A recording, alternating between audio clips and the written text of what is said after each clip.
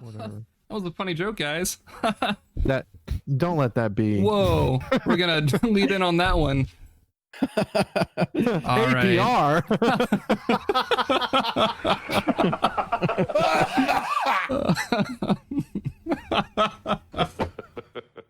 Good one, guys.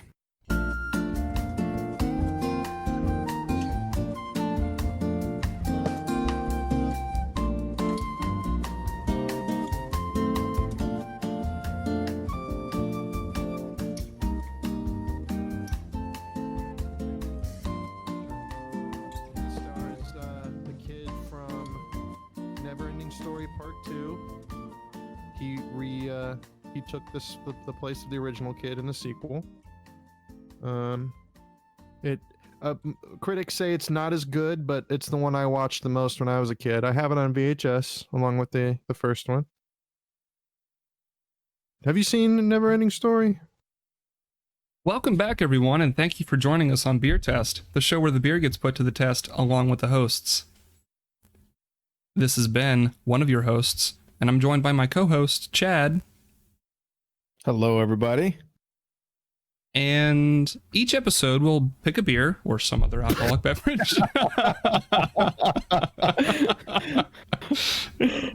Just keep going. Just keep going. No. We got Matt. I cut him off. We got Matt here. You didn't cut me off. You didn't even say my name, and I was like, they're just gonna roll with it. Works for me. All right. We don't do any re-editing here. Each episode, we're going to pick a beer or some alcoholic beverage and discuss our thoughts on it while we're drinking it and rate it out of 5. Then we're going to jump into some questions and some free-form discussion before wrapping up. But this episode, we're actually going to do an Oktoberfest Bonanza. And if I had some of those annoying horns right now, I'd play them. But I don't, so basically, since the Oktoberfest, I'm already one in, season is winding down, we're going to give our thoughts on any Oktoberfest beers or seasonal beers we've had recently and kind of just end on a good high note, a big explosion of beer. So I'll leave it to you guys to kind of discuss if you want to throw out any awesome beers you've had recently, and I'll just jump in later. All right. Well, Matt, how many Oktoberfests have you tried so far? I think that Ben and I both tried quite a few. Well, as you may recall, a couple weeks ago, before we decided we were going to make Oktoberfest the theme for the podcast recently, I had a slew before our stout episode, which will be coming out in the future. I drank a bunch of Oktoberfests.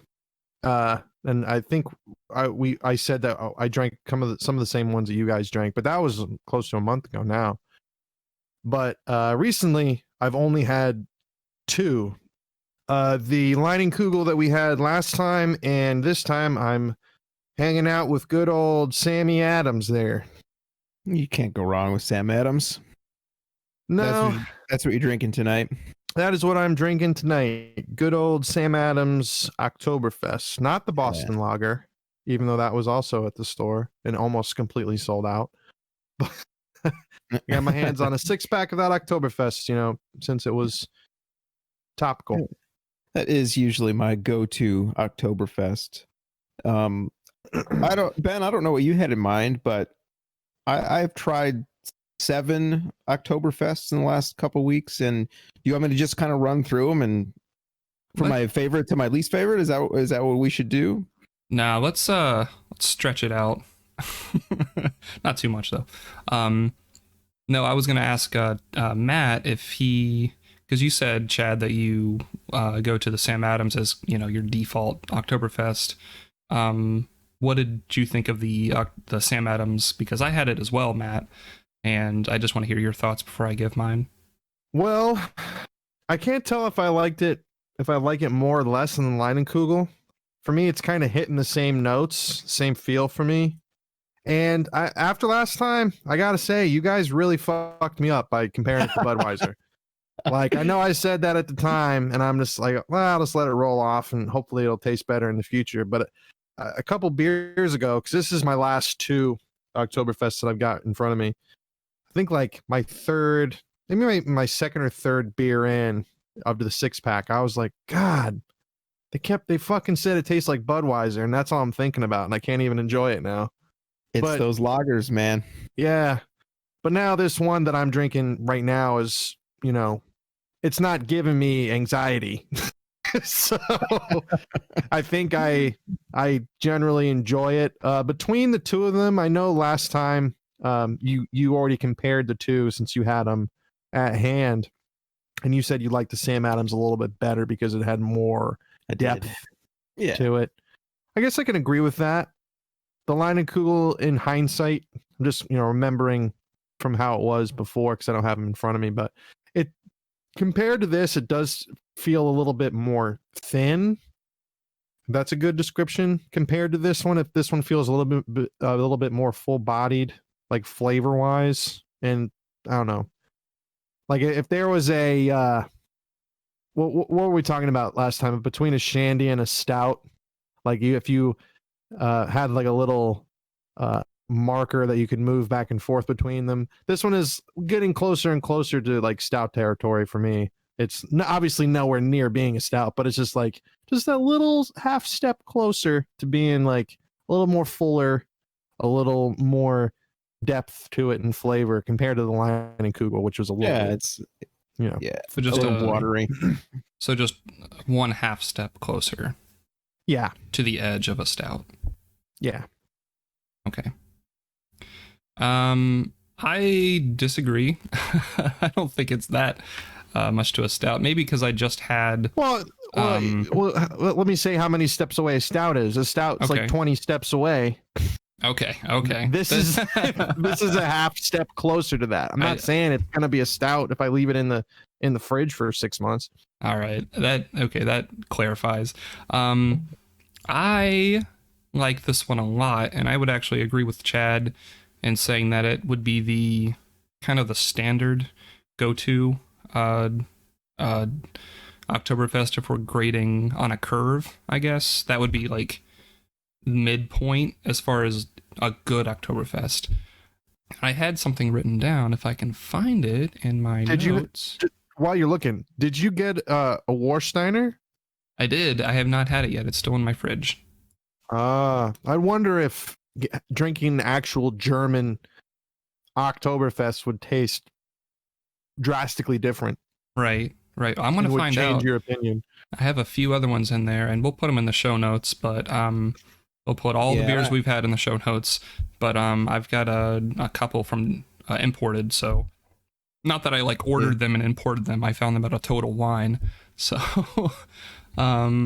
yeah, and I had one too, and I have something to say about it.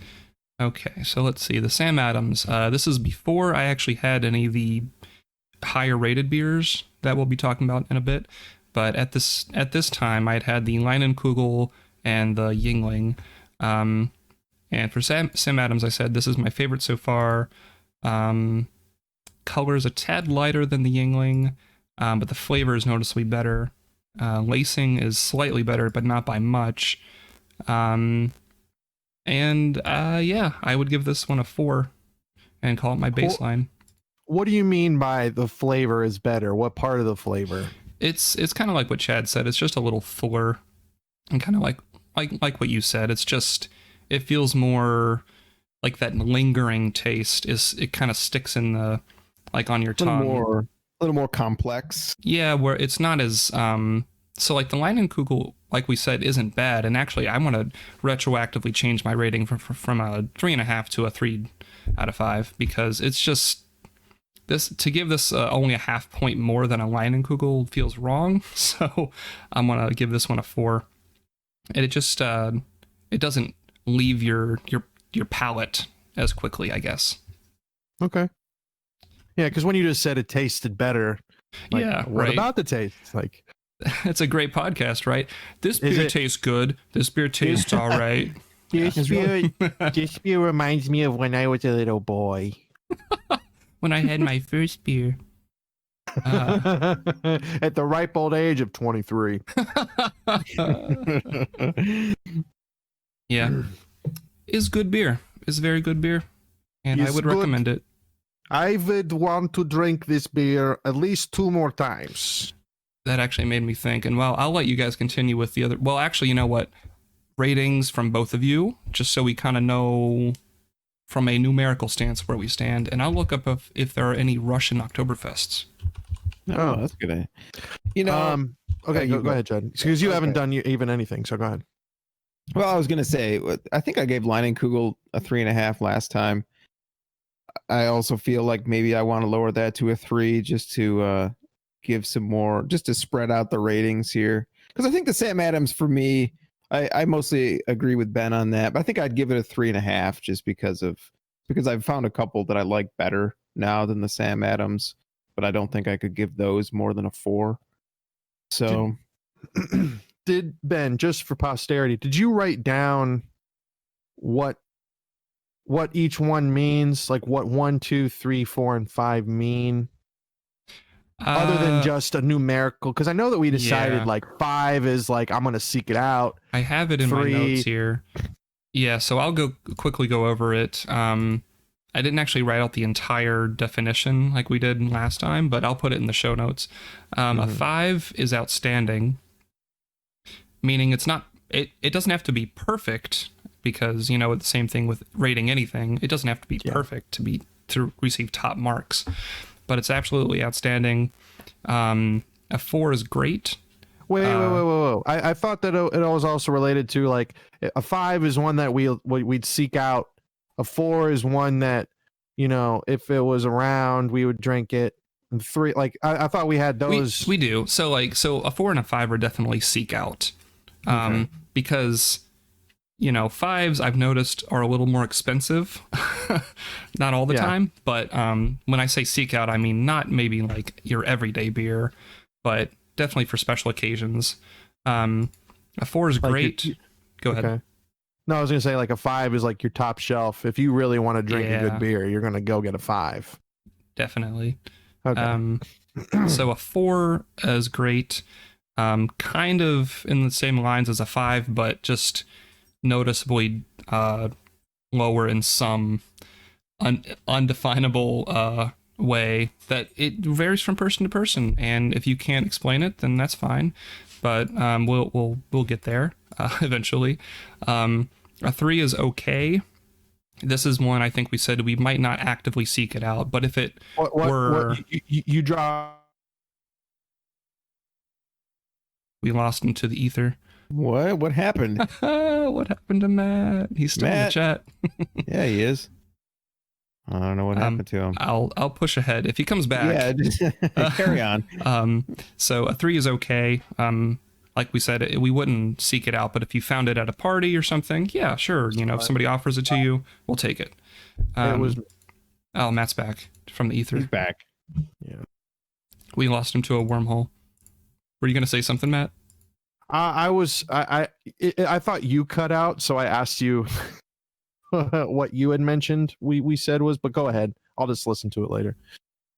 Okay. Not if I edit it out first. I trust you. A 2 is a last resort. So if there's only one way to get inebriated, drunk, this is your only option.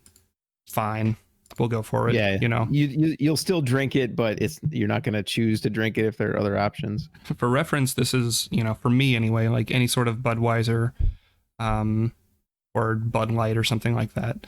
A number 1. If you give it a 1, that's nope. No way am I ever touching that in any way, shape, or form. A 0, which is allowed, so it's actually technically a 6-point rating scale, is destroy. And actively try to knock it out of someone's hand if they are drinking it. So yeah, save them. And make sure it no longer exists. Yeah. And also making your life's mission to destroy it. What would you call yourself if name a beer that you hate so much that you would dedicate your life to destroying it? I don't know. I don't think I found it yet. Yeah, Narwhal's close. Oh, maybe that's our mission. Narwhal's a 1. Maybe that's our podcast mission, to find a perfect 0. Find a perfect 0. Yes. Yeah. for each of us Yeah, because it's going to be different. I don't have a 0 yet either. Even White Claw, I think, is just a 1.5 for me. Oh yeah. Hey. By the way, we have an episode on White Claw coming out soon, so We do. be ready for Spoiler alert. that. It's not just Another beer. spoiler alert. I'm trying to see. I want to find out if Bilk is a 5 or a 0 for me. It won't fall in between the middle of it. Bilk, I don't think will be a 1, 2, 3, or 4. I have to add that to the show notes. Bilk. Yeah, Bilk. It'll either be the best thing I've ever had, or I will let it die where it lies. Are you talking real Japanese Bilk, or are you talking DIY Bilk? Well, it's gonna have to be DIY Bilk because they don't make Bilk anymore. They made one batch and they never made it again.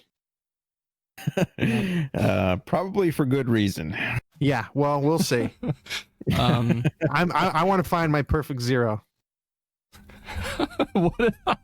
Should we start at like a website or an app? You know, instead of find your perfect match, find your perfect 0. Yeah. Love it. Also of note, half points are allowed. So just for some more, granularity and rating. Moving right along. So you said, Matt, you would give it. Oh, Chad said you would give it a 3.5 for the Sam Adams. Sam Adams, yeah, I'd say a 3.5. Okay, and I gave it a 4. And Matt, I'm gonna guess you're right at 3.5. Nope. Okay. 3. 3 still. Okay. Well. Yep. Matches the Leinenkugel from last time. They're for me, just to clarify, if people even care, like they're different. They're the same class of beer, if I can say that. Like they taste different enough that I can just if you did the Pepsi challenge for me with these two, I could probably tell you which one's different, maybe. But that doesn't mean I would seek out the Oktoberfest more than the Leinenkugel. In my mind, they're both similar enough that if either of them was put in front of me, it'd be like, yeah. If at the store I was like, oh, I want an Oktoberfest, and all the Sam Adams was sold out, but there was a Leinenkugel left, I wouldn't be like, no thanks. I'll just take the Leinenkugel, or vice versa. Like they're interchangeable to me. I mean, that's why I would mark them the same in my head. Have you tried the Great Lakes yet? I think I did, but that was a couple months ago. That's fine. It counts because we have all had the Great Lakes at this point. The Great Lakes is my new favorite Oktoberfest.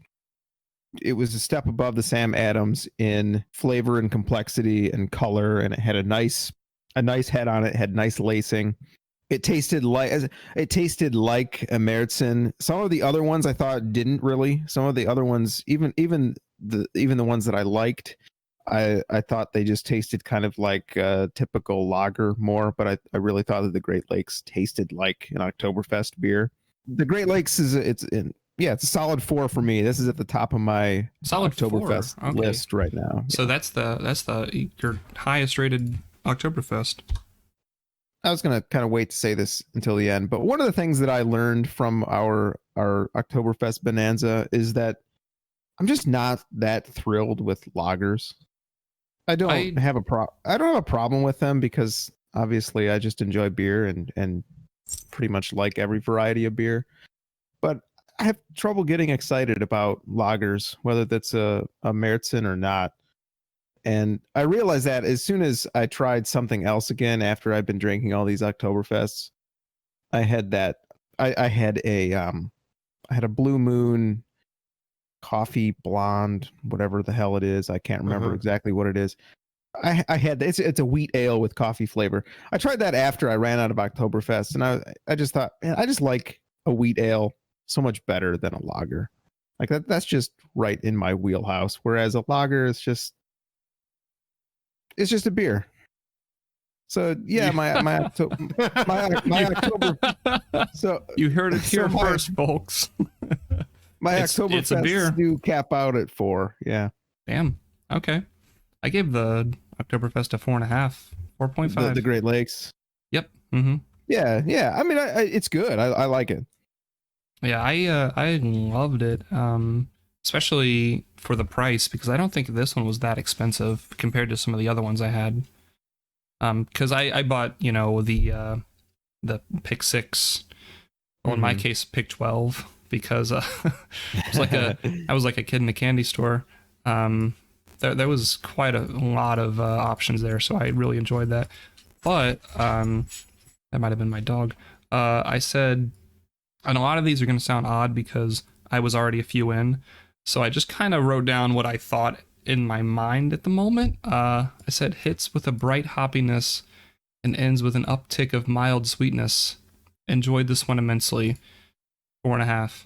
I didn't have anything else to say about it, but I do remember it has that a slight kick that I wasn't expecting, because real quick, this one, I have it in here in my spreadsheet somewhere. So for reference, the Sam Adams actually had a 5.3% ABV with a 16 on the IBU scale, which is very mild. The Great Lakes, however, had a 6.5% ABV with the 20 on IBU, which all of the Oktoberfest or Märzen beers aren't. None of them are over 30, so they're not bitter, but I definitely felt the alcohol, and maybe that was the thing that pushed it over the edge for me. But I definitely enjoyed that one. Yeah, maybe that's what helped do it for me too. I do prefer a higher ABV beer. Do you remember anything, Matt, or is it just a blur? No, I'm looking at them and I'm trying to think of like just generally, because some of these ones that you collected, I have never tried. I'd say with the Yuengling, I'd probably place it at the same place as the Leinenkugel. Just because I feel like they would be like a mid, like, to me, I never got the hype for Yuengling as a beer in general, so it's a mid tier for me anyway. So I'd probably place that in the same realm as like the 3. I'd have to go back and try the Great Lakes and the Sierra Nevada just to see, but I'm starting to think that Oktoberfest for me are just going to be a solid 3 in general. There might be one that hops out as like a 3.5 if I just like really like it, but in general, I think Oktoberfest, to me, since it's a seasonal beer, it would never, I mean, let's like if Oktoberfest was available all year round, which I don't think it is, I wouldn't place it above other beers as like one that I would seek out, one that I would like, oh, cool, I want a 6-pack and there's an Oktoberfest, let me get that. Because that's how I'm trying to think about just this type of beer in general, whether or not if I saw it, I'd be like, oh, I'm going to pick that up to have it at home. And it really only fits for me in like this season, and outside of it, I'm like, yeah, I could go without it. So that's why I would probably just rate most of these, regardless of like the flavor profile or the ABV. It would just be a 3 for me. I might like a 3 or a 3.5. I don't think I'd go any higher than that. Just in principle, I guess. Yeah, that's kind of what I was saying, I guess. Like I will continue to drink a 6-pack or 2 of Oktoberfest every time it comes around, but yeah, I don't know if I'd really seek it out at other times of the year. I'll also say that, I mean, Oktoberfest beers are kind of designed to be consumed in large quantities at a festival. And for that purpose, they're great. But these days, that's not how I drink beer. I drink a beer or 2 at a time, 2 or 3 times a week, and I like to sit down and enjoy the flavor of it as I eat dinner, or in the evening as I'm doing something else. So I think that plays a part in it too. That's a good observation, if I can speak today. Because take it again. That's a good observation. Oh my God! take it a third time. That's a good observation. That's a good Ozzy Osbourne. No, that's a good observation, Chad. Because the IBU, the International Bitterness Unit, is low because you don't want to have to. I don't want to say struggle, but you don't want to have a challenging beer whenever you are at a festival. You just kind of want to drink, enjoy yourself, and eat some food. So it makes sense, which is brings up another thing that we can maybe look into at another episode, but session IPAs have always kind of intrigued me because they're IPAs, but they're designed to be, drank in a large quantity over the course of the whole day. But yeah, well, I'm just going to say this right now. We'll get into this when we talk about an IPA, maybe. I actually prefer a more bitter beer when I'm going to be drinking a lot of beer. So you pace yourself? No, it just goes down better for me. Really? A bitter beer goes down easier? Yeah, especially the more I drink. I have it bitter is better when I'm drinking more. Yeah, I don't know why. So you don't like, have you ever had a Bud Light Platinum? I haven't. Me and Ben were talking about that before the show. I have not tried a Bud Light Platinum. Because those are like really smooth. Yeah. And don't taste like a Bud Light. Like they're not bitter at all. And I could probably crush a fucking 12-pack of Bud Light Platinum. It's not good for you because it's like a little sweeter, I guess. Yeah. So you'll feel like shit later, but well, I think that's what it is. Anything that's sweet at all, if I drink it in a large quantity, it makes me feel sick. But if it's bitter, I don't get that. Like I can drink a 6-pack of the bitterest Stone IPA and not feel bad at all. But we can talk about that more in an IPA episode. Yeah, actually, I wrote that down, Chad. Stealing that. Well, not stealing, borrowing, opting it. Bitter is better. That's going to be the tagline for our IPA Bonanza. We have to have a Bonanza? I have to drink more than one IPA in one sitting? Oh, it'll be okay, buddy. It'll be okay. We won't do that until later. You know what that means? What does that mean? You guys have to drink my Bilk. Oh, I'll try Bilk. If you can make it, I'll drink it. Hey, I'll figure out how to brew Bilk and I'll make some Bilk. I'll make it in my bathtub. Bilk. Did we even explain what Bilk is on the podcast? No, Don't we shouldn't explain until it, we get some. We shouldn't explain it until we make it. All right, that sounds like a plan. You mentioned the Yuengling. I guess we can go ahead and move on to that one because you said you want to hold off your rating for the Great Lakes Oktoberfest. Yeah, I'll hold off my rating for the Great Lakes and the Sierra Nevada if you talk about those. Okay. Pretty much, if you're going to talk about any of the other ones that you've bought that you have a list of right there, I won't rate until I try it. But I just want to say like a tentative 3 for everything on my part. Just a blanket. Oktoberfest equals a 3 in my head until I try one and it gets a higher rating. Well, we don't want to bring down the rating, so we'll keep it. We don't have to have your rating yet. We can always add it later. Just put my rating there now. I don't want. And then I don't want to drag it down. You don't want to change your algorithm there. Yeah, you got to look out for that algorithm. It's very sensitively tuned. It's an average of 3 scores. So now, okay, Yuengling. That's what we were talking about. If I can keep straight, that's a 3.5 for me. And you said 3, Matt, because I think you just had that one recently. Yeah. Okay. Did you have that one, Chad? I did, and I didn't care for it, but for me, I poured it out. It looked great. It smelled great. I tried it, and it tasted great until like the midpoint of the mouthful, and then it had like this stale flavor that kind of lingered into the aftertaste, and I could smell it too. You think maybe it's just a bad batch, or? Well, it might have been dishwasher flavor because I poured it into a glass, and it almost had like that dishwater flavor.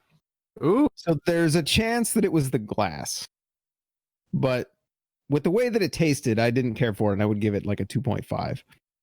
But I guess you can put an asterisk next to that because I would have to try it again. It might have been a bad batch, or it might have been it might have been the glass. No, that's fair. I guess we can just leave it alone for now because it does sound like it might have been tainted in some way. Because mine tasted fine. I actually like mine better than the Leinenkugel. So. Oh, really? Okay. The other thing I was going to say about that one, that aside from the stale flavor. I thought it did. I thought it tasted like regular Yuengling, like any other Yuengling I've ever had.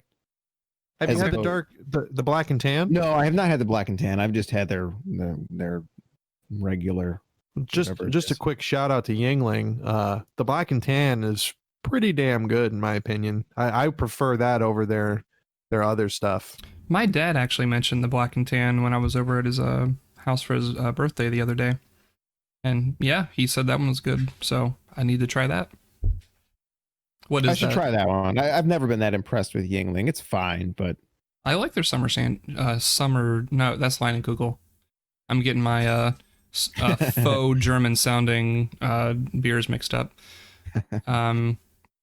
Okay, that sounds good. Well, we got something maybe to look forward to on a future episode. I guess moving right along so we don't take up too much of your time. Did anyone try the go on to the Warsteiner.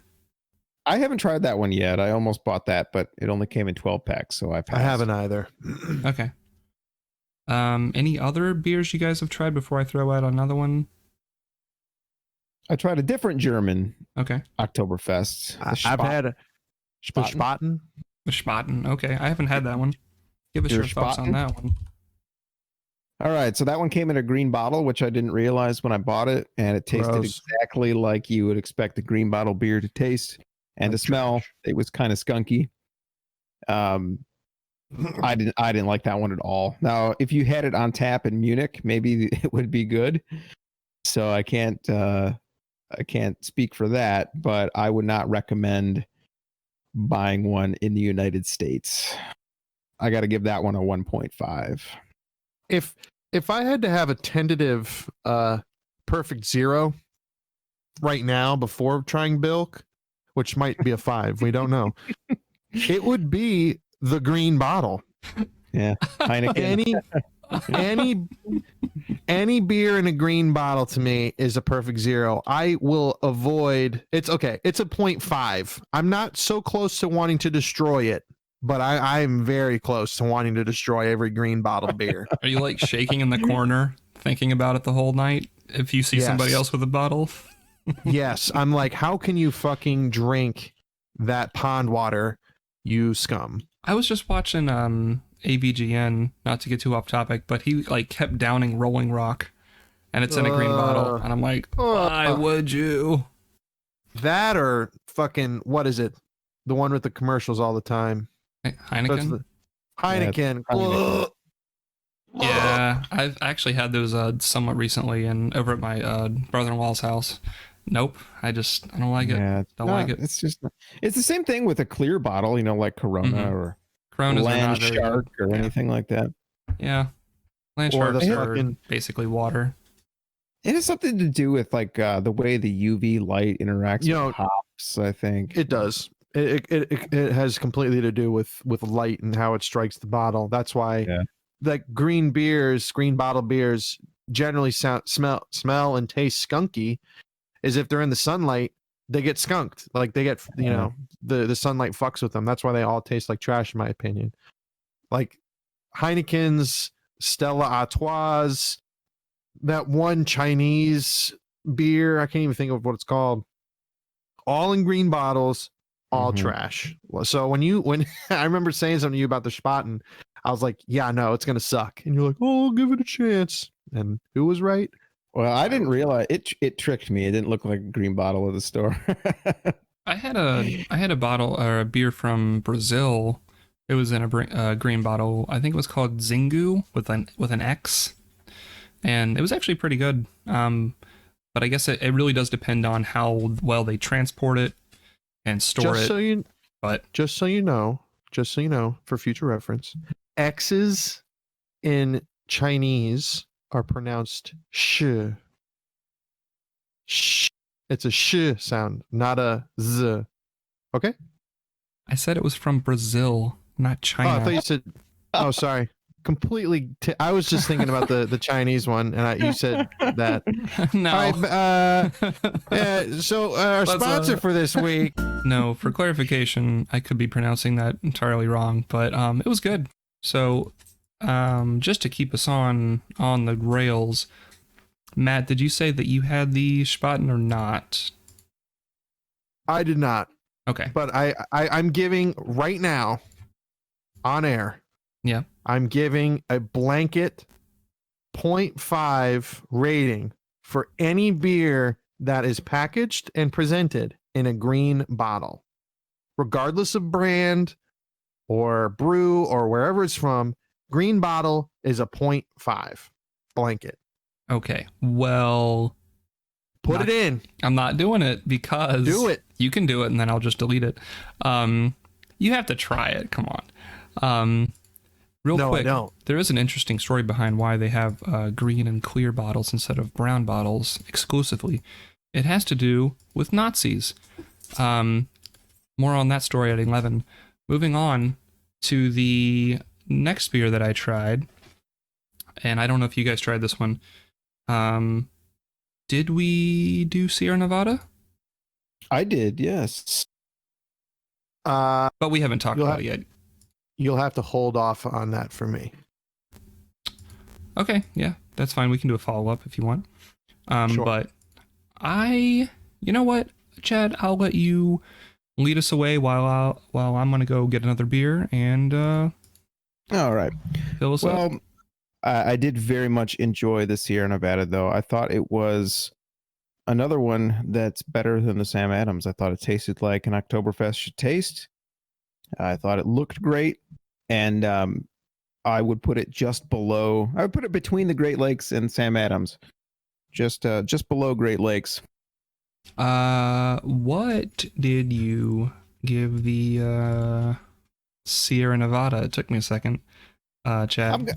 I'm going to give that a 3.5. 3.5. Okay. I thought it was slightly better than the Sam Adams, but not as good as the Great Lakes. So it's going to be a 3.5 for me.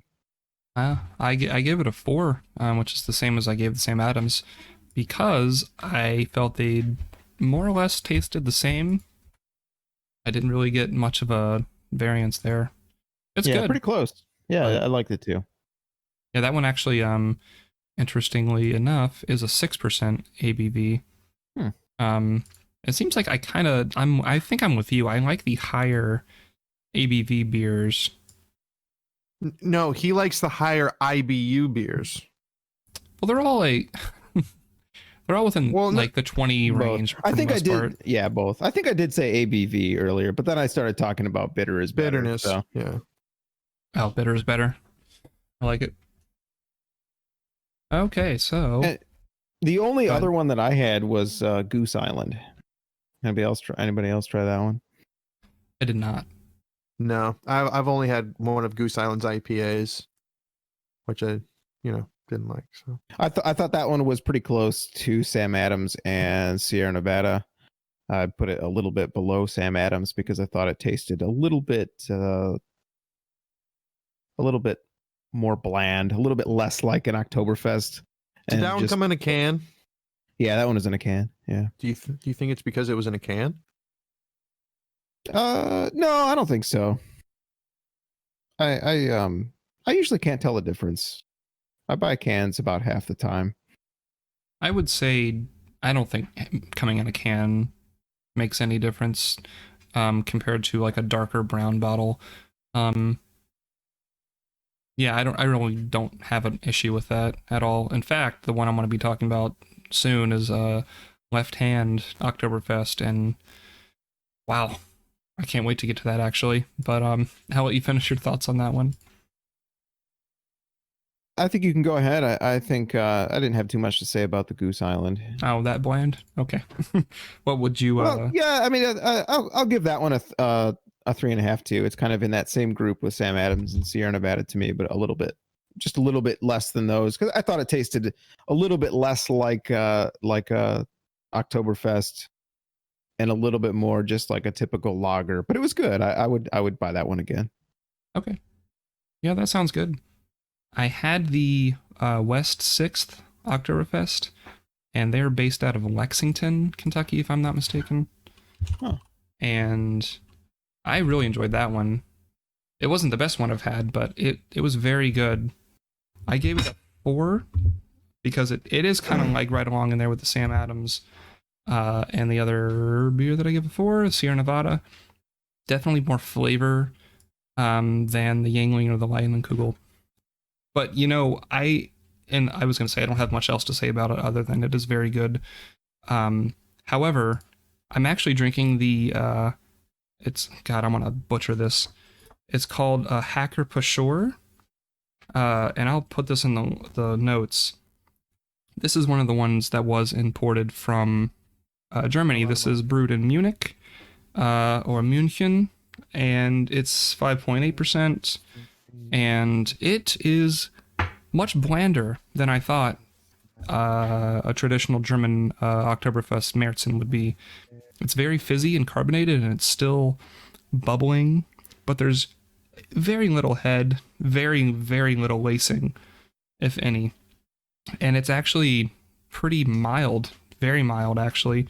And I actually looked this up before the show, but apparently German Oktoberfests are traditionally like this because, like you said, Chad, they're kind of meant to be, downed all day long. So I thought that was interesting. In large quantity. Right. So I'm actually interested. I've got a few other German Oktoberfest that I want to try out, and I'm assuming they're going to be close to this. Yeah, so maybe I wouldn't really be all that thrilled with the real German ones. Yep, they probably all taste like Budweiser. Yeah. Which again, if I was in Germany at a festival, I would be more than thrilled to drink pint upon pint, but of Budweiser. Yeah, of the German equivalent. Yeah, of Hacker-Pschorr. Yeah. I had a few other ones that I haven't tried yet, but we might leave those for later because that's a lot of Oktoberfest. Oh, just to get this out there, for the Hacker-Pschorr that I just had, this is gonna sound bad, but that's like a 3.5 for traditional German Oktoberfest.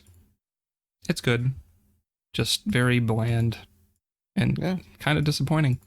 Did you guys have any other beers? It doesn't have to be Oktoberfest, but maybe seasonal.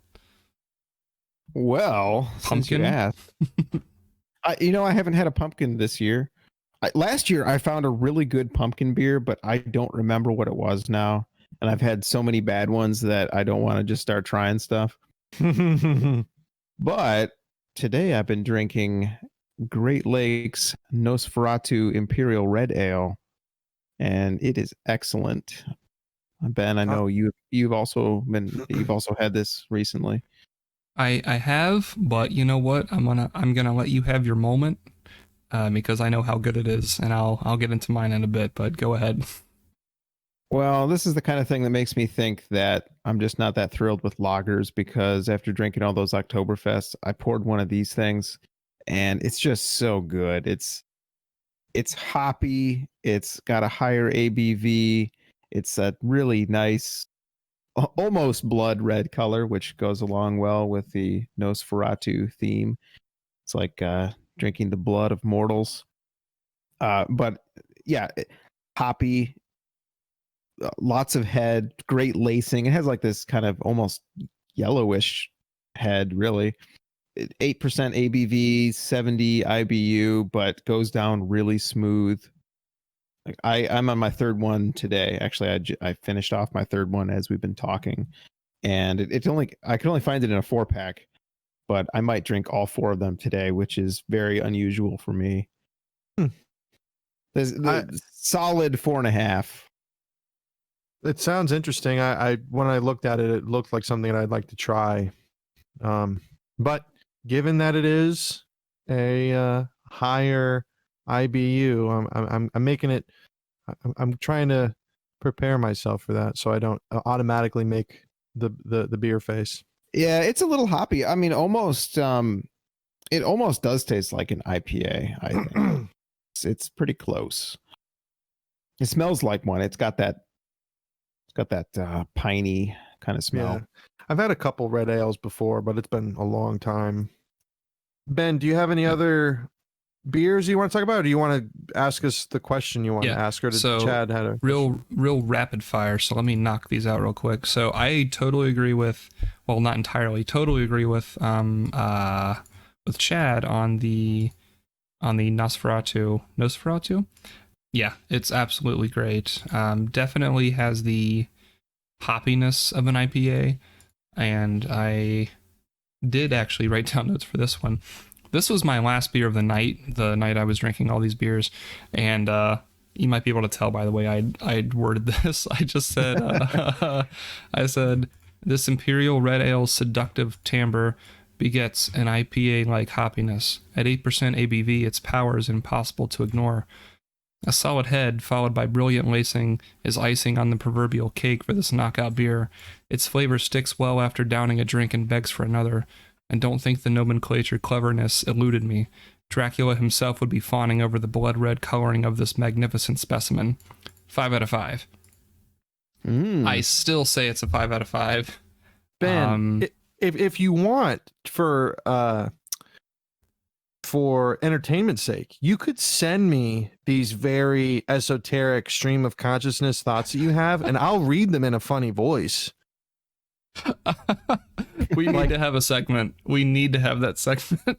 Like Ben's beer thoughts read by me, and I just pick a voice and I start. Oh, I want it now. But yeah, that's what I thought of that one. If that made any sense to anyone out there, kudos. That makes sense to me, and you inspired me to pick that up, so thank you. The beer flowed over my soul. It cleansed me as blood is cleansing from a baby womb. Not a baby womb. A womb with a baby in it. Edit that out. Edit it out. Do it. I mean, some people do consume placenta. The placental blood. This is very Halloween themed. Gruesome Nosferatu. Yeah, I need to get more. I only had that one, and maybe that was a bit too. Just one beer is, not enough to give it a 5. But, whew, try it, people. It's good. It's so good. It's good. I think it only comes in 4-packs. That's all I could find. Okay. The only other one I tried that I don't think you guys did was the Left Hand Oktoberfest. I did not. Left Hand, 4.5 out of 5. This is one. This is by the way, this is a 6.6%. With an IBU of 24. And Chad, I know you said you didn't like. You weren't, amazed by Oktoberfest. Same with Matt. If you like the Great Lakes, which you said that was your favorite, right, Chad? Mm-hmm. I did, yeah. You would either think this is about the same as the Great Lakes or absolutely love it even more. I gave both a 4.5 out of 5, but man, Left Hand, I was not expecting much because I'd never even heard of them, but they definitely knocked it out of the park with that one. I very much enjoyed it. I'm gonna have to try that one. I forgot about that today when I was at the liquor store, but I'm gonna try that one in the future. Hey Matt. Yeah. I'm good. So I'm gonna send you what I gave the Left Hand, and I want you to read it in a voice of your choosing. Just the first. Outstanding. Hits the tongue hard and finishes, and the back of the throat with a different feel. Slowly dissipates with a satisfying epilogue. Head is a medium size with incredible lacing. Happiness almost hits IPA level, and I love that. Easily the best Oktoberfest I've had. 4.5, or shall I say 5? We'll need more samples to determine. It was everything I imagined and more. Love it. Yeah, well, and whenever I said that it was the best one I've had, that was up until that point. So, actually, you know what? That's probably the best. I'll say the best Oktoberfest I've had. It slightly beats out the Great Lakes, but the Nosferatu is just, it's something else. But it's not an Oktoberfest, so it doesn't count. So that wraps it up for what all the beers that I've tried. If we didn't have any other beers, we can move right along to the questions. and the testing. Da da da. Ba ba da ba. Ba da da da. Ba ba ba da da ba da da ba. It's beer test. And at this point in the show, you might be thinking to yourself, guys, why did I spend an hour listening to three guys talk about beer? Well, it all comes to a head right about now. So, don't laugh at my joke. So, I have a couple questions to right off the bat, because I know Matt is a huge fan of Muzak, and I thought, you know what? Let's just go right off the bat. Matt. Yeah. A, what's better, someone in control or they're self-titled? Oh, why are you asking me questions? Also, why did you say A? Because I have a follow-up question. Self-titled. Okay, so for those of you that don't know, we're talking about the band Trapped. It's Matt's hard-on band, and he went with their self-titled, which is their first album, first full length. Their first official release with a major what is it label. called? Yes. Okay, gotcha. So what's the follow-up question? I'll get back to it in a second. I got to get to Chad now. All right. So Chad, hiking or beer? As in, like, if I could only pick one for the rest of my life, or what? Exactly what you just said. Hiking. Okay. I kind of figured, but I just I wanted to confirm. Can I still drink? Can I hike and drink liquor? Oh, you know what? Hiking or alcohol? That makes it a little more difficult, but I'm still gonna go with hiking. It's just better for me. It's healthier. Is it? It's healthier, I think, physically, and it's better for my soul. This isn't a hiking podcast, Chad. I think the verdict's still out if hiking is healthy for you. There are bear attacks, Chad. I didn't know if you knew this, but I've never been attacked by a bear. Mountain. I've never been attacked by a bear while I'm drinking, so I have never heard of such things. Me neither. It's never happened. Getting drunk and then attacked by a bear, but hiking and attacked by a bear? Yeah. Not in this country anyway, maybe in Russia. True. I mean, there was some dude who died in the Smokies the other day and got eaten by a bear. I mean, so, was he drinking? He might have been. Well, we'll never know because they can't autopsy food that's been eaten. Yep. So also, Ben, what's your what if? Either or. What do you mean? Do you have? You didn't ask yourself. Oh, I don't ask those questions to myself. Oh, okay. Let me ask you one then. If I could think about it and then answer it on the podcast, I don't know if it'd be that interesting. Here's the question. Sean or your kid? Ooh. The fact that I even have to think about it is bad. Neither. So just for while you're thinking, neither. While you're still thinking, because you're still thinking, I'll explain who these people are. So Sean is not a person. Sean is a dog. It's Ben's first personal dog, that not like a family dog, but the first dog that he ever purchased and got for himself and kept. And it's a dachshund. Rescued, by the way. But it is a dachshund, right? No, I'm just kidding. I bought a dog. Yes, it is a dachshund. Okay, Sean is a dachshund. Little tiny wiener dog. He's gray. Very leathery. Anyway, that's not important. Leather. And Ben, he has the second one. Sure. And then the second one is obviously Ben is about to have a daughter. I don't know when, relatively soon. His wife is with child. Next month. And next month. Oh, congratulations. Mazel tov. Thank you. So the question again was, Ben, Sean or Emma, your daughter? Neither. if I'm in a position to where I have to choose, I'll kill myself. Wow. No. I just heard Matt cut in for a half a second. Yeah.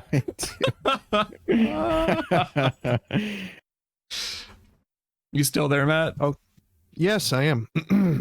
Oh man, I've thought about this stuff before, Saw, or if you had to choose, one person or whatever. It's like, you know what? If I'm in that position, fuck you. I don't have a choice really. I'm just gonna kill myself, or not choose either and live with that, because like I don't think I can live with myself if I had to choose one or the other. And I know that sounds terrible, but and maybe I'll change my mind when I have my daughter. But I don't know. I love my dogs. It's really hard to explain, but yeah. Ask Chad that same question. Okay, Chad, Sean or Ben's kid? Well, to tell you the truth, Sean is really loud and yappy. So depending on the temperament of his kid, it might be a toss up. oh, okay. I do like dachshunds though. So it's Sean. I mean, your kid's not born yet, and she's half German. The dog. Wow, we're talking about Oktoberfest. Thanks, Matt, for that awesome question. So what's your follow-up? My follow-up. So this is actually for both of you, and I already have my answer to this too. And the reason I didn't want to do a specific one to myself is because I feel like, whatever. But for everyone, favorite music to get drunk to, and you can post in the YouTube comments if you've got some too, but I'll let you guys take over, and then I'll tell you mine. Actually, you know what? Oh. I back off what I just said, and I'll give you mine first, and then you guys can think about it as I'm explaining it. My favorite music to get drunk to is either Animals as Leaders or Meshuggah. Really anything djenty with, a constant 4/4 beat over top with craziness going on underneath of that.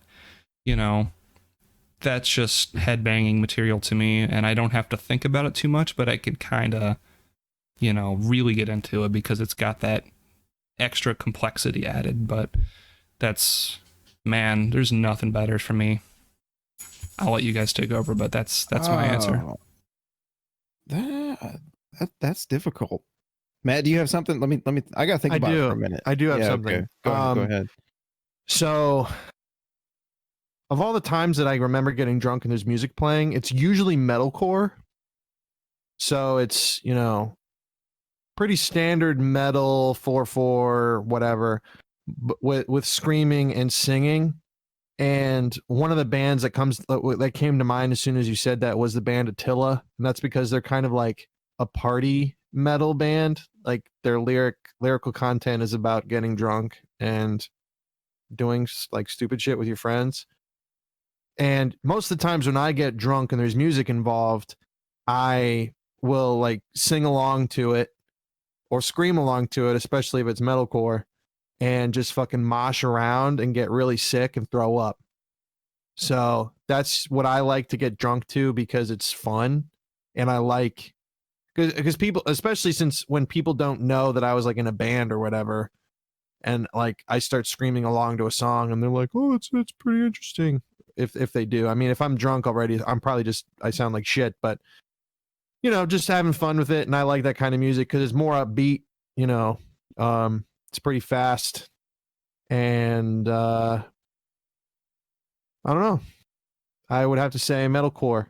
Anything that's like got a good breakdown in it, like shit like that is what I like to get drunk to. But since you said like Meshuggah and Animals as Leaders, for some reason, if you're still thinking, or Chad, if you're still thinking, I'll just throw this in real quick.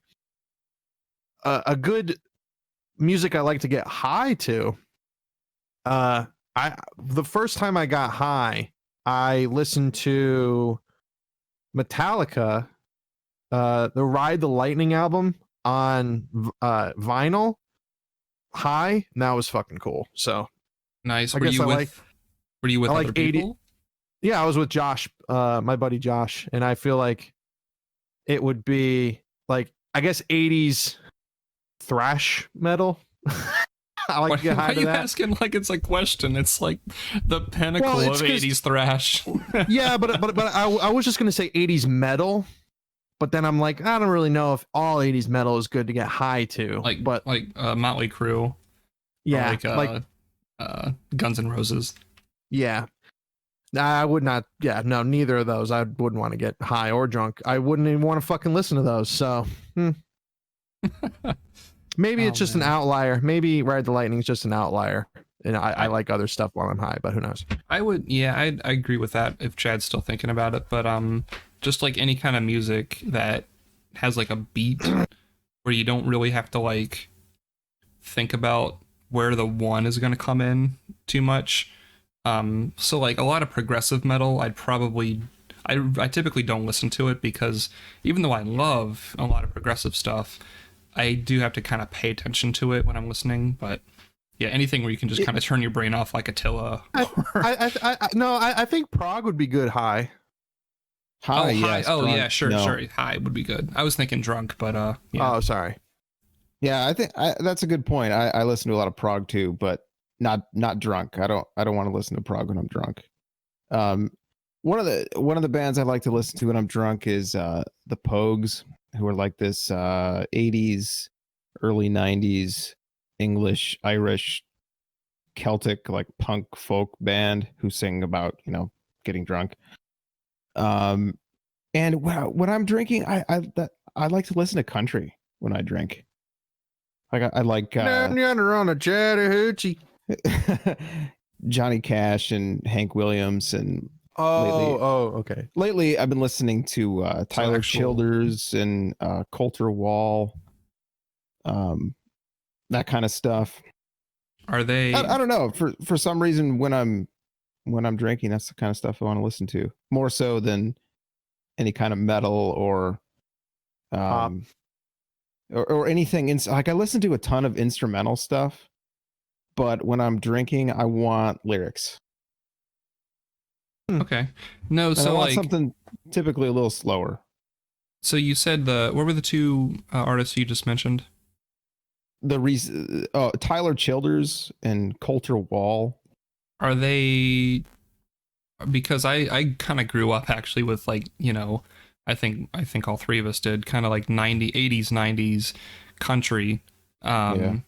It's just how we kind of, I think we all came up, but I really have a soft spot for a lot of that stuff because of how well they can craft a song and tell a story without it being overtly country, in quotes. Yeah. How do those two compare to like Clint Black or someone like that? I actually don't know a ton about country. I actually did not grow up with country. Okay.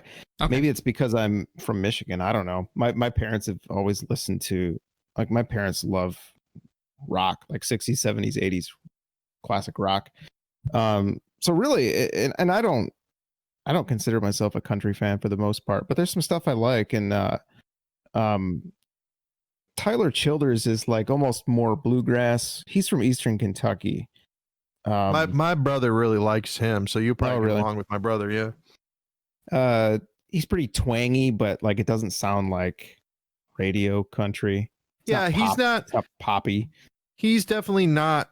Tyler Childers is probably more like, he's not really classic country. He's more No, not really. Classic country is like 90s country. Like if you're listening to 106 point whatever classic country, that's like Garth Brooks and like Kenny Chesney, shit like that. Tyler Childers is more I don't do like that stuff. Yeah, no, Tyler Childers is more old school. Yeah. And like you said, more bluegrass. So he's more soul than like, well, way down yonder. He doesn't sing shit like that. He's more like kind of like Johnny Cash or someone like that. Yeah, he doesn't really sound like Johnny Cash, but yeah, I mean, he's a storyteller. He tells stories, and I don't know. It's just very comes off as very genuine, and Okay.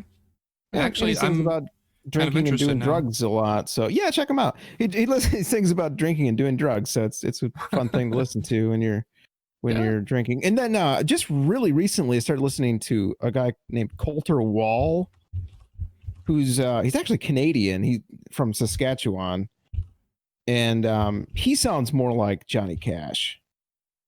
Very deep baritone. He's not really. I wouldn't call him country. More like Western or folk Western. I don't know. Okay. He kind of sounds like Johnny Cash and a little bit like Marty Robbins. I don't know if you know who that is, but Okay. So I mean, that's a interesting follow-up question. he sounds like he sounds like he should be the soundtrack to Red Dead Redemption. Oh, there you go. I can already hear it then. That's really cool. Yeah, I've actually just wrote both of them down. I kind of want to check them out because I find that listening to music when I'm drunk or kind of like a little more out of it, I'm a little more receptive to it. But yeah, I'll check them out. I've been listening to a lot of Polyphia lately, and they're instrumental progressive rock. Mm-hmm. They're very cool. I enjoy like them sometimes. Yeah. I have, in the vein of my questions from the last time, I have another would you rather for you guys. Sure. We can keep the answer short if you'd like. Would you rather lose both of your arms or both your legs? Matt? Oh, Jesus. I was actually thinking about this. I would probably have to pick both. No, I was actually thinking about this today at work, to tell you the truth. Because Why? Because I was thinking about the blind. Because I was thinking about the blind Okay. hearing one, blind deaf one that we had last week. And I was like, would I rather lose my legs or my arms or whatever? And I was thinking like, man, not being able to walk around sucks, but not being able to type or play video games or, feed myself would be worse, I guess. So I'd rather roll around in a wheelchair or get fake legs than have, than lose my arms. So definitely lose my legs. All right. Ben? I completely agree with Matt on that one. I'll just get prosthetic legs and walk around with Iron Man legs. Because I can still drive and do a bunch of other stuff with my arms. Like Matt said, video games is kind of a big thing, but also just being able to touch, loved ones is kind of big, and your dogs or whatever you want to touch, that's a big deal. You can still do it with your feet, but that's getting into weird territory, maybe. No offense to anyone that only has their legs at this point. That's not what we're trying to say. We're trying to say if you had a choice. You had to choose. Yeah, I agree with you guys. Despite the fact that I love hiking and walking in the woods, I would keep my arms. I feel like anything you can do, like if you lost, how do I say this? How do I put this? I'm gonna put this, but the way I would put it is, your feet aren't as fine motor as your hands are. Yeah. And I don't know if that's the point you were gonna make, but that's the point I'm making. Like, if I lose your hands or your feet, because I can do 1.5 million more things with my hands than I could ever do with my feet. And I know people are like, oh, people learn how to paint and people do that. Yeah, no thanks. I can already do that instinctively. Or you can just do it with your hands. And exactly. Them. Exactly. I was gonna say that anything that you miss out on doing because you don't have legs, you're probably also gonna miss out on doing because you don't have arms. Plus, there's a bunch of other stuff you miss out on if you don't have arms. So yeah. I'm gonna go with give me my arms. I also I have another question. For you guys. Me and Matt have talked about this before. And this could be like an entire podcast by itself, so we could just give quick answers. But if you could choose to live anywhere at any point in history, and you got to choose what you were going to do, what would it be? Well, be a truck driver in Trump's America. That's what I'm going to do. Well, let's just say besides 21st century America to make it more interesting. 21st century America? Are we also leaving out 20th century America? I guess you can pick the 90s if you want to, yeah. Hmm. You fool. If you want to make it really more interesting, say like before our lifetimes or something. Okay. Ben? Ooh, this is something I have thought about before. I would definitely want to live in an era of toothpaste and dentistry. What kind of dentistry? Because they had dentistry in the Civil War. Dentistry that actually works. So, and that's the thing. That's the one caveat that I would say. Like, if I could be a knight, hell yeah, I would be a knight. But it's just the other things that come along with the surgical and hygiene, right? Just are not up to snuff. And your life expectancy being like 25. That's true, but being a knight would be fucking badass. Maybe that's the beer coming through. But yeah, dude, I'd be a knight in like shining armor, and I'd save the princess. And which country? Just in general Europe or general Europe. I've always been super interested in the 60s and 70s kind of like psychedelic scene with things like, Philip K. Dick and like science fiction and stuff like that. And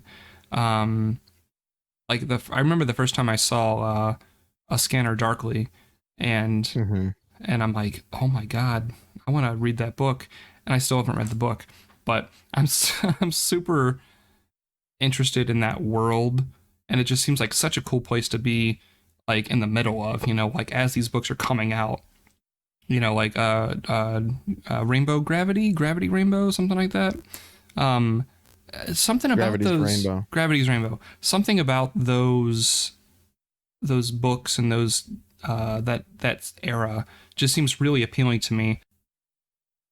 Actually, I might change my vote, because then I'd have to go off to Vietnam. Yeah, I just thought about that. Well, while you're still thinking about changing your answer for the third time, I don't know if I said this before, but I feel like I might have made the notion. I would like to live at the turn of the century.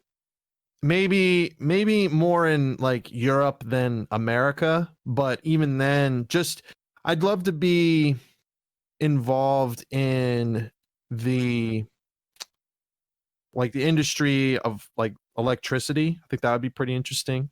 Mm-hmm. And I more so just want to see it. Like for me, it's not really. I know you put occupation there. Like, what would you want to do?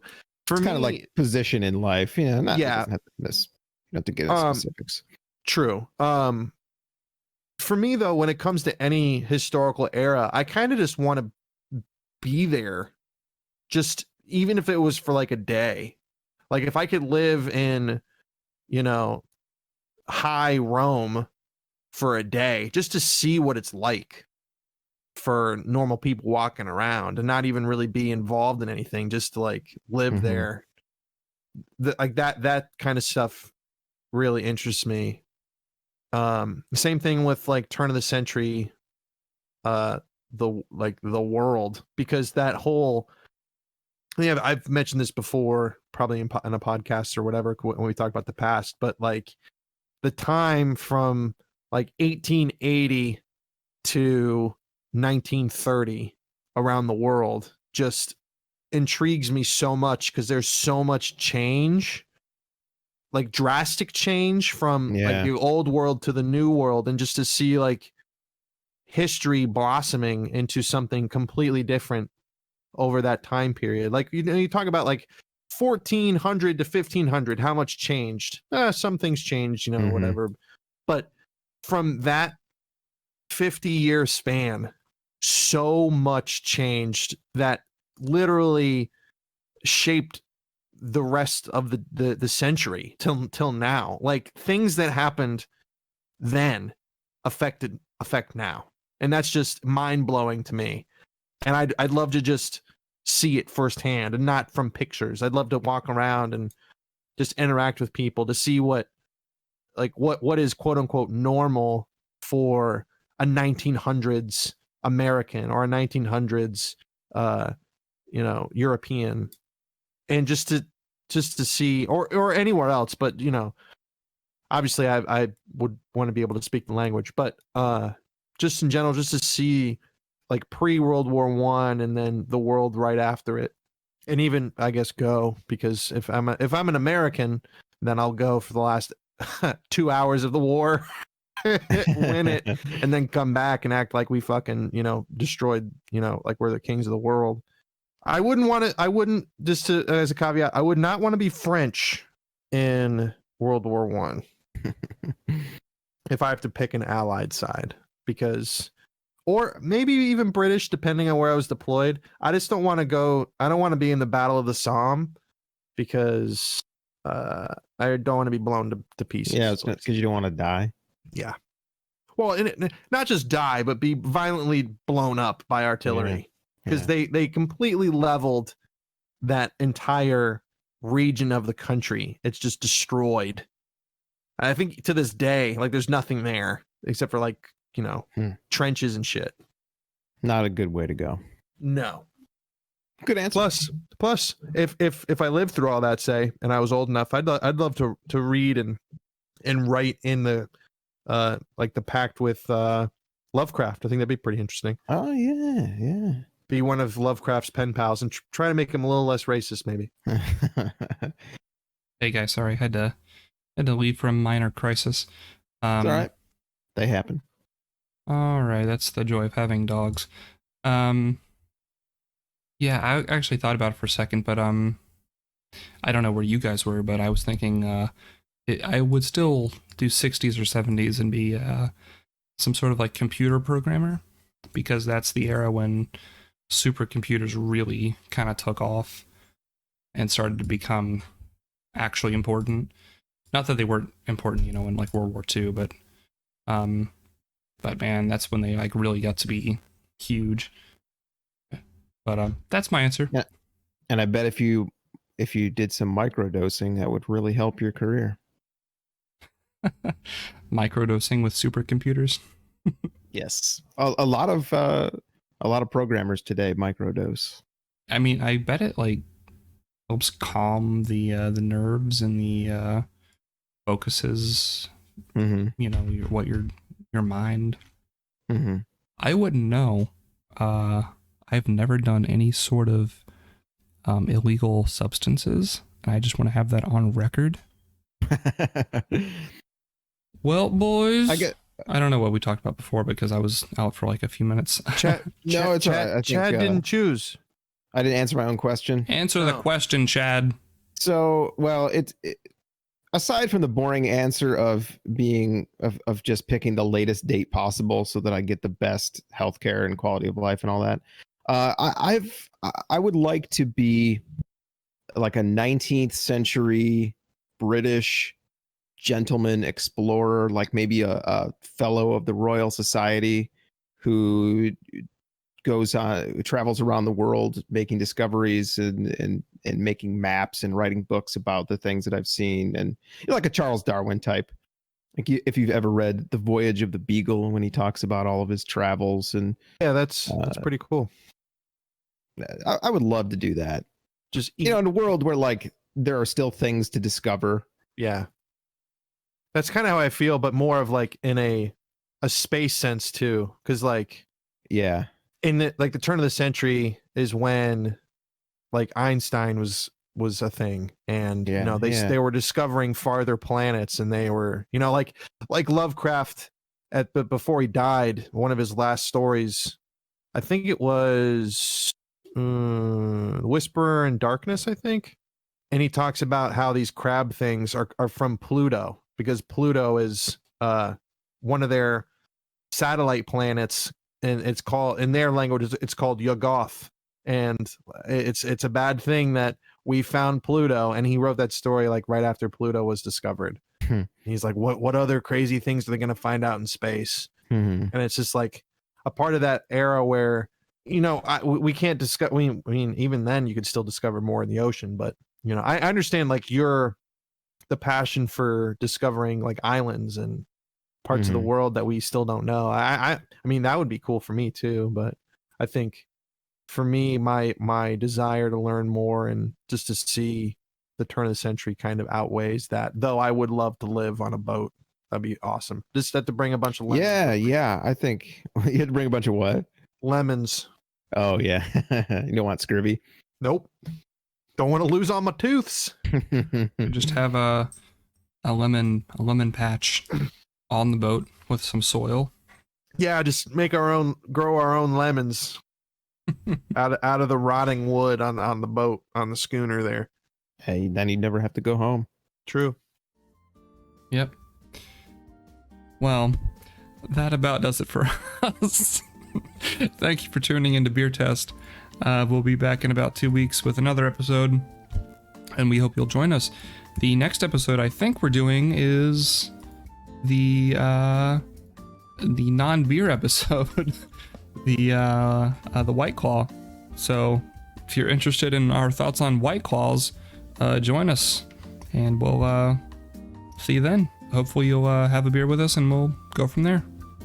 Thanks for listening, everybody. Have a great day.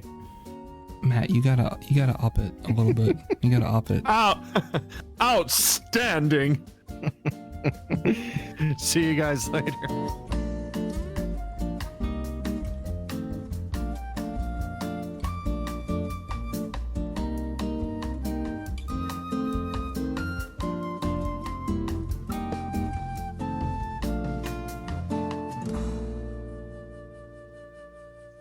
But you know what I think it is about you? I've thought about this because I'm a big fan. I think it's that you're very seductive. And you know, I thought if you were the devil, I would pay to go to hell.